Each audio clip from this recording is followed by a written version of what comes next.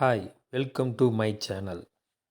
Subscribe my channel, Story S in Tamil Pani. இந்த சேனலில் add ஆன அனைத்து நல்ல உள்ளங்களுக்கும் மனமான என்னுடைய நன்றியை கூறுகிறேன்.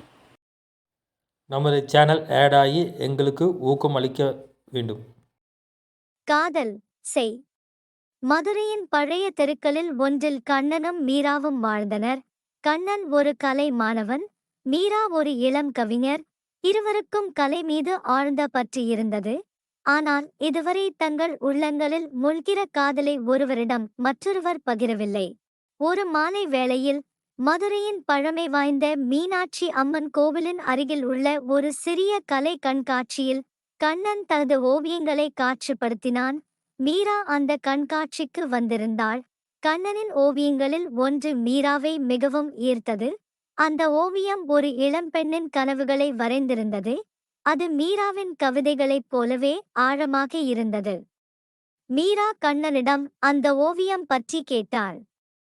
கண்ணன், அந்த ஓவியம் உன் கவிதைகளின் உணர்வுகளைக் கொண்டு வரையப்பட்டது என்று உண்மையை உடைத்தான். மீரா ஆச்சரியம் கொண்டு முகம் சிவந்து போனாள்.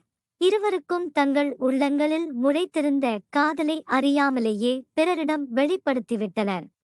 அந்த நிகழ்வு இருவருக்கும் ஒரு புதிய தொடக்கமாக அமைந்தது. அன்று முதல் கண்ணனும் மீராவும் தங்கள் காதலை முழு உள்ளத்தோடு கொண்டாடினர். காதலின் மூலம் கலையும் கவிதையும் இணைந்து அவர்கள் வாழ்க்கை ஒரு அழகிய காவியமாக மாறியது.